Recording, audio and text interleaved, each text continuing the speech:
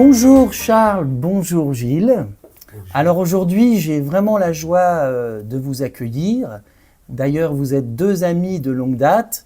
Vous vous connaissez depuis près de 50 ans. Vous avez servi ensemble dans des campagnes d'évangélisation. Vous avez servi Dieu chacun à votre manière. Gilles, toi, par le ministère du chant, de la musique. Et toi, Charles, dans le ministère pastoral. Donc merci d'être avec nous aujourd'hui. Merci Charles, merci Gilles. Et ma première question, ou peut-être très simplement, si vous deviez résumer votre longue amitié en un mot, lequel serait-ce? Gilles. Eh bien, moi j'ai découvert Charles quand il faisait, c'était un duo formidable avec le pasteur Ramseyer. Et il y avait des études bibliques, des semaines bibliques. Il y avait un monde fou qui venait au Buisson Ardent.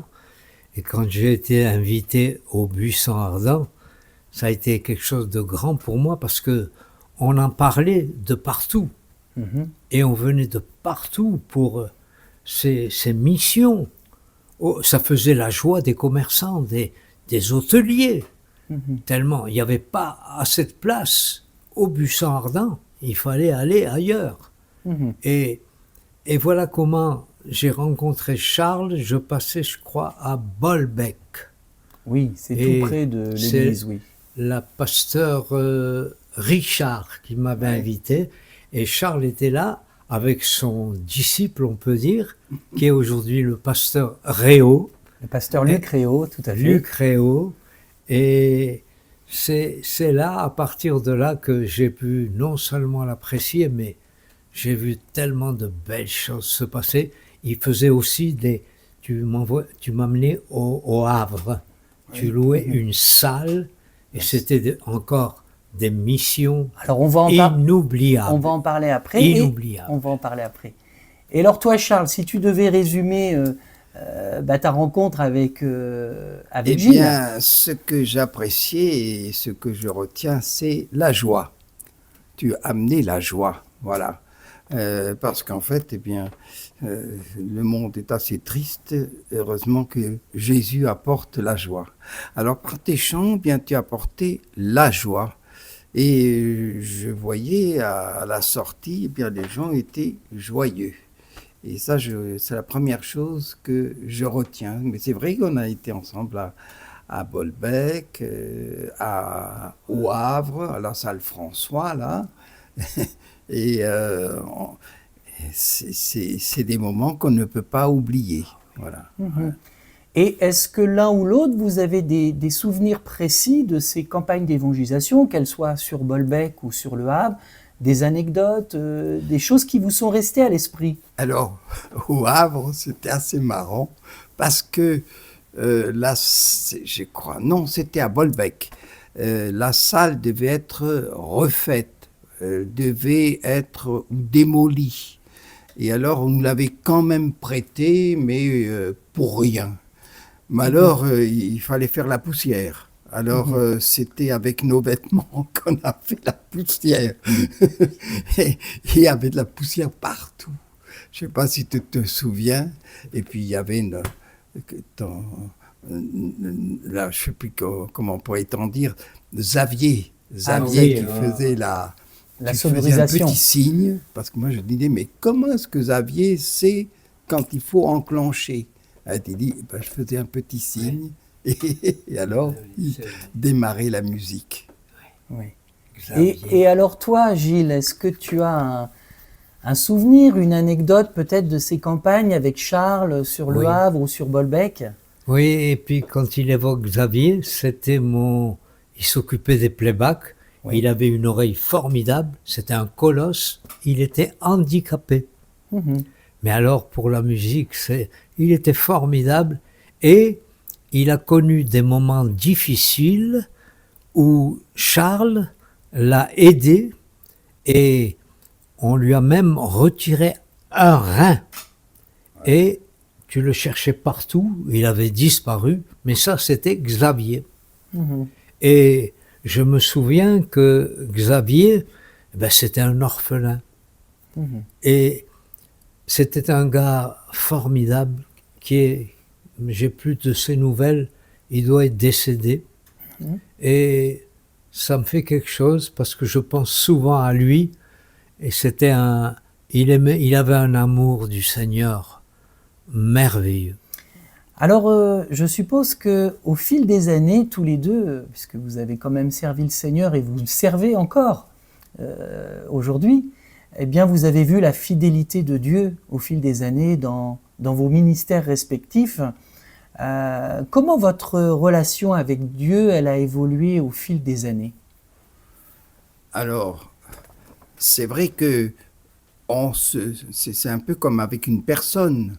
Mhm. Avec le temps, eh bien, on apprend à la connaître, et plus on l'apprend à la connaître, eh bien, ça fait que ça, entre la personne qu'on a connue au départ et puis celle que l'on connaît par la suite, ben, c'est la même personne, mais avec des caractères, des caractéristiques différentes. Mhm. Et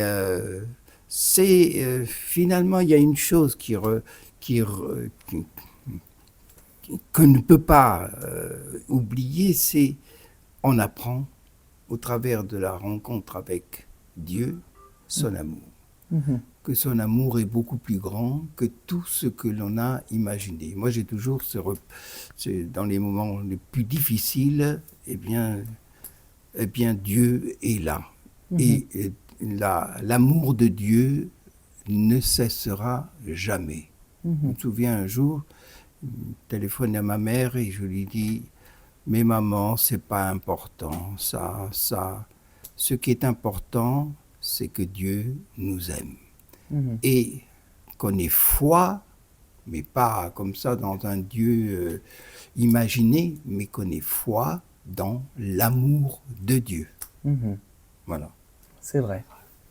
Et toi, Gilles, Ben avec le justement, temps, qu'est-ce qui a évolué dans ta relation avec Dieu? Qu'est-ce qui reste encore aujourd'hui et comment ça a évolué au fil des années? eh bien, justement, quand tout à l'heure Charles disait que c'était la joie qui est restée au bout de chaque réunion, et c'est vrai que c'est une joyeuse nouvelle que la bonne nouvelle. Mhm. Mais moi, je vivais quand même un drame intérieur. Mhm. Et je n'avais que le Seigneur pour m'aider. Mhm. Et ça m'a rappelé ce gars qui était bien triste et qui est allé trouver un médecin, un psychiatre, je crois, et qui lui disait toute sa tristesse. Et le médecin, le psychiatre, lui a dit « Écoutez, vous avez de la chance, aujourd'hui, dans notre village passe un grand clown qui s'appelait Groc. Ouais. Et allez le voir et ça vous fera du bien. » Mhm. Il a dit « Mais docteur, Groc, c'est moi. » Ah. Et j'ai connu bien des comiques, à commencer par Fernand Reynaud, qui a été aussi bon avec moi. Et c'était un gars merveilleux. Et c'était notre Charlot national. Et pourtant, Fernand Reynaud, dans la vie, il n'y avait pas plus triste que lui. Fernand Reynaud, c'est bien le 22 Agnières. Voilà, le c'est ça. 22 Agnières. Et tu l'as connu, tu l'as Ah, côtoyé. bien sûr. Hein. Puis lui, il m'a. Et d'ailleurs, j'ai auditionné. Il était directeur artistique Porte-Maillot. Mhm. Et c'était des repas spectacles. Et mon impresario, celui que m'avait donné Charles Aznavour, c'est Marquet, Jean-Louis Marquet, le nom me revient, m'avait dit « Viens, tu vas faire une audition. » J'ai oublié le nom de ce grand jardin. Mhm. Et alors, c'était des repas, mais alors, et un boucan formidable. Et moi, je passe tout au début. Mhm. Et ma première chanson, c'était au milieu des bruits d'assiettes, et puis le chef de rayon qui dit « Pour la 3, une entrecôte » et tout. Et quand je finis ma chanson, pas une seule baigne. Mhm. Et Jean-Louis Marquet me regarde, il me dit « Continue ». Et deuxième chanson, pareil. Et il me dit, continue. 3 chansons, pas un seul. Et les applaudissements sont la nourriture des artistes. Alors je prends mes affaires, mon partition, et puis je m'en vais. Et dans l'allée, sous une pluie battante, je vois tout au loin Jean-Louis Marquet et Fernand Reynaud qui me dit, Gilles, mais où tu vas? Je dis, mais avec ce que vous avez bien vu, un beat pareil, je suis parti sur le ventre, quoi. Il me dit, ah bon, et tu crois que moi, j'en ai jamais eu, que mon temps n'en a jamais eu? Va à la caisse, tu débutes ce soir, et tu prendras des beats tous les soirs, et tu apprendras le métier. Le passage de la Bible, peut-être dans votre vie spirituelle, vous a accompagné dans les saisons difficiles, que ce soit l'un ou l'autre. Ah, il y en a plusieurs, mais il y en a un. Il y a 3 choses qui demeurent. Et la plus grande, c'est l'amour. Mais il y a la foi, l'espérance et l'amour. Et là, il ne faut pas confondre l'espérance avec l'espoir. Parce que souvent, on confond. Et l'espoir, c'est quelque chose de terre à terre, quelque chose qui ne dure que un temps. Tandis que l'espérance, c'est un espoir qui va jusque dans l'éternité. C'est vrai. Et c'est ça qui est important et qui soutient. Alors, moi, ça a toujours été un passage parmi d'autres que je retiens. Et quand bien même je parlerai, je chanterai avec Fernand Reynaud. Il a chanté avec toi? Oui. Ah bon? Oui, j'ai tourné. D'ailleurs, on devait, quand on tournait, lui, c'est la boisson, malheureusement. Et on devait rembourser, parce que quand il avait bu, il avait le vin violent. Et on devait rembourser. Et il en est mort. Les gendarmes à Saint-Étienne ont vu sa voiture américaine, là, qui zigzaguait. Ils l'ont arrêté en ce temps-là. Ils lui ont dit, mais monsieur Fernand, faites attention, continuez. Mais si c'était toi, moi, on nous enlèverait le permis, on continuerait à pied aujourd'hui. Et quelques kilomètres plus loin, 2 ou 3, contre le mur du cimetière, ça a été le choc et le décès. Et on a perdu notre Charlot national, notre plus grand comique. Et des comiques de ce temps-là, c'était quelque chose. Alors, reste avec le micro, Gilles. Je voudrais que tu puisses aussi répondre à ma question. Dans les temps difficiles que tu as passés, quel a été le passage biblique ou la parole de Dieu qui t'a soutenu, qui t'a encouragé sur toutes ces années et ces moments difficiles que tu as pu passer? Eh bien, c'est ce que rappelait Charles, c'est l'amour de Dieu. Parce que, comme le disait l'apôtre Paul, si je n'ai pas l'amour, je résonne, je suis comme rien. Un tambour. Ouais. Qu'aimeriez-vous transmettre à la nouvelle génération des croyants, de ceux qui ont la foi, à la nouvelle génération de chanteurs, peut-être pour toi, Gilles, les chanteurs qui s'engagent dans le ministère chrétien, et toi, Charles, à la nouvelle génération de serviteurs de Dieu? C'est que elles agissent. Parce que quand je parle et que je dis qu'elles agissent, c'est que je vois beaucoup de jeunes bien qui parlent. Mais c'est pas ça. Agir, c'est parler pour répandre l'évangile. Et la nouvelle génération a du mal à évangéliser parce qu'elle est dans les discours, dans les palabres, dans les discussions, etc. Et elle pense que avec les paroles, ils arriveront à toucher le cœur des gens.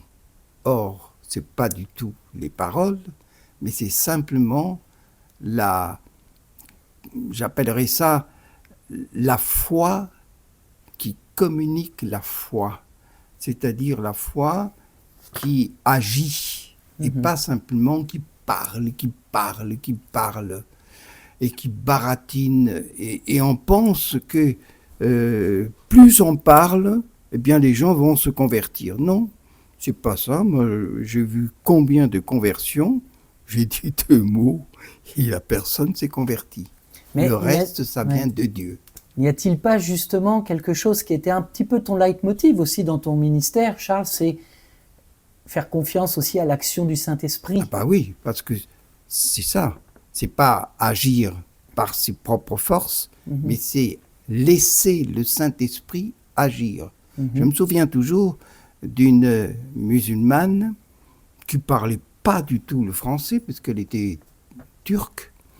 Et son mari me dit, voilà, je l'ai épousée, et puis maintenant, je te demande de la convertir. Mais j'ai dit, mais ça, c'est hors de ma portée de convertir qui que ce soit.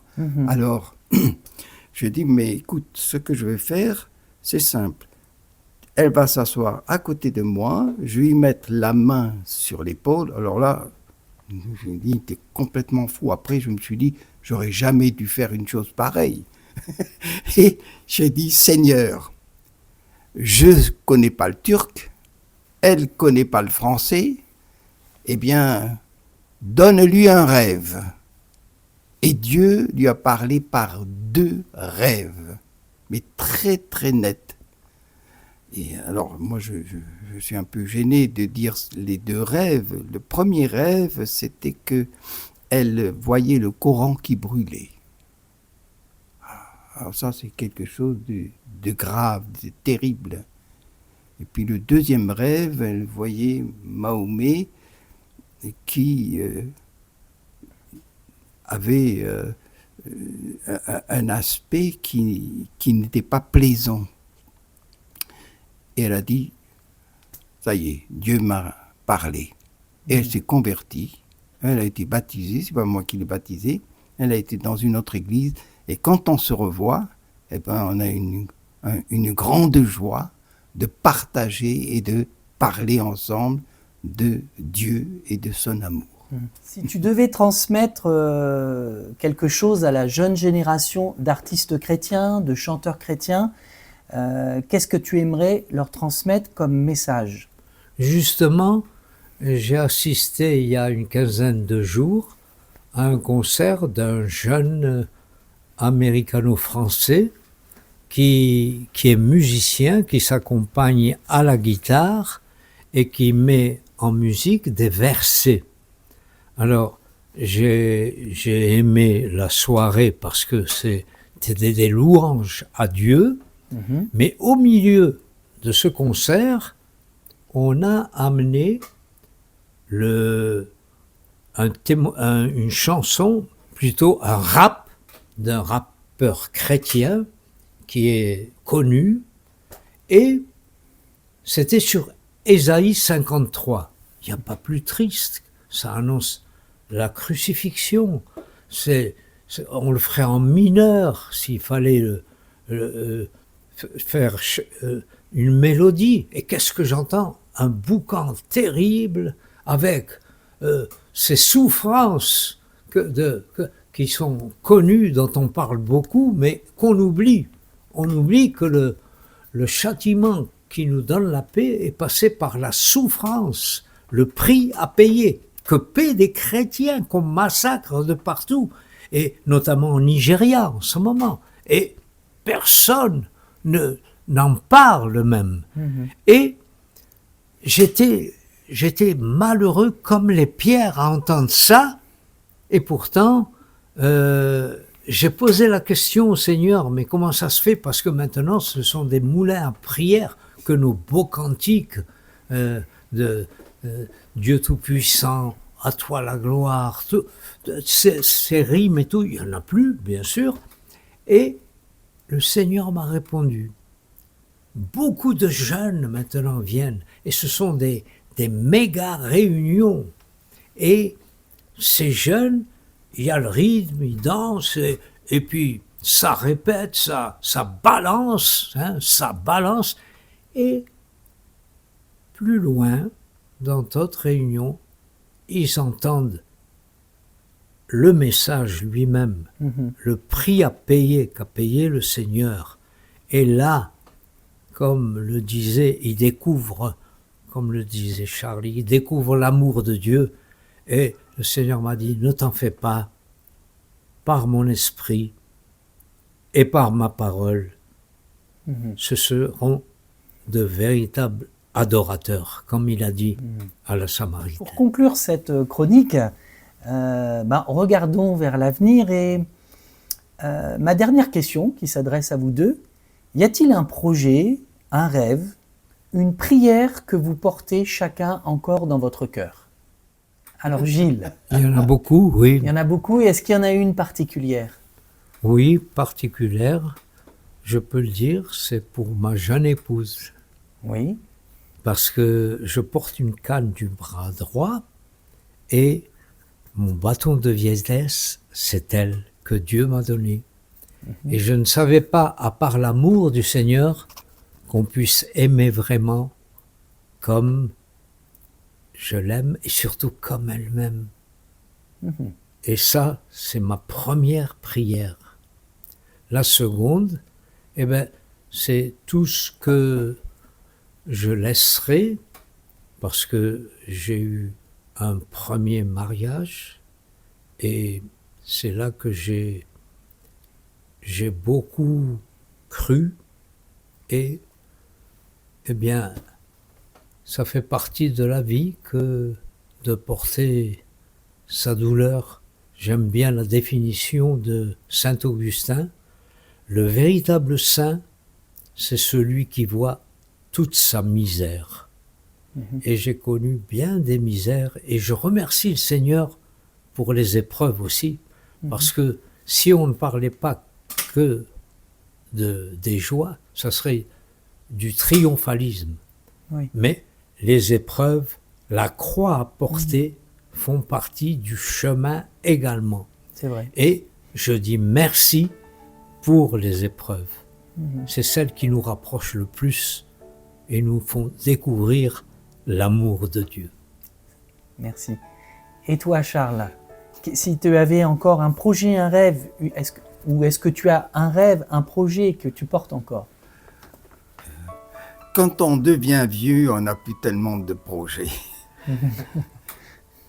Pourquoi? Parce qu'en fait, ce sont des projets qui n'appartiennent plus à cette vie. Ce sont des projets qui appartiennent à l'avenir. Et cet avenir, on ne le connaît pas du tout. Et il y a des choses, je me dis, pourquoi tu achètes ça? Tu t'en serviras plus tellement. Même si c'est je prends un bol, par exemple, tu t'en serviras pas beaucoup. D'autres boiront dedans.